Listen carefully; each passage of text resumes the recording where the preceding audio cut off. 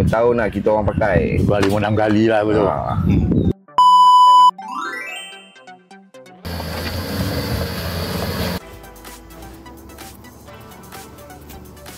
Okay, saya Muhammad Zaid dengan bapa saya Abdullah bin Ujang. Saya dah menggunakan baju Wizard ni dah lebih kurang 5-6 tahun lah rasanya. Sejak saya pakai ni, saya jenis pakai sebulan sekali sikit-sikit, tabur-tabur. Adalah 2 tahun dapat lah buah. 2 tahun 5 kali rasanya. Buah, dia bunga balik. Macam tu. Dia sambung-sambung lah. Dah bawa kawasan bawah, lepas tu ke atas pula.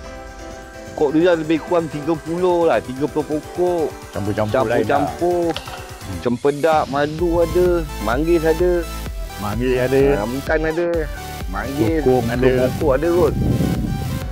Cempedak ada lah lebih kurang 10 juga pokok. Durian yang banyak adanya. Kurang kerat. 2 tahun ada lah 5 kali dapat. Sejak pakai ni. Jenis dia pun tak banyak lah yang kita tahu. Banyak kali, 5 tahun lah.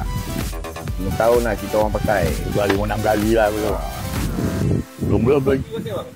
Hati lah pakai. Dia sebab kandungan dia semua lengkap ni. Tak payah pakai baju lain.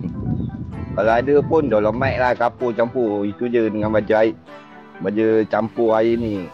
Untuk racun-racun tu. Baju ni 100% pakai ni lah. Tak ada baju lain lah. Kapur baju ni. Dah settle masalah. Lepas tu beli baju lagi sekali. Itu beli baju dia dapat lagi. Dan tu je lah. Tapi memang ni dah buat ni baru habis turun ni. Ada dalam 30 biji. Bunga balik. Kan? Bawah tu ada 3-4 pokok. Belum sangking ada dah 3 batang. 3 batang. Kunyit 3 batang tak, 24 sebatang. 24 pokok. Yang lain tak tahu. Belum apa. Yang lain tak tahu aku kena. Dengan telur lah, apa lah. Besar bapak tu. Montong. Montong ada 2. Montong ni dah mati dah tu atas. Lain macam kunyit. Ada yang kunyit ada. Kuning telur. Kuning telur. Macam tu lah kita orang panggil. Yang datang juga ada dia tembaga. Isi macam tembaga. Daripada korang kasar tanam. Pokok ni dah masuk 6 kali dah. 2 tahun. Rasanya lah tahun ni. Kalau buah bulan 12 ni. Kita pun tak tahu lah yang mana musangking. Dah makan terlalu cakap sedap. Baru tahu musangking.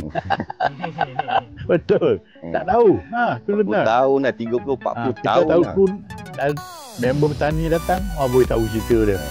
Dia tunjuk daun macam mana, buahnya, tampuknya, duri macam mana kan. Tengok dalam video ni, betul. Dapat lah bagi dia, okey. Dulu. Tengok jadi. Beli lagi. Ni kenal daripada Safrul lah. Safrul lah. Dia punya sepupu, anak buah.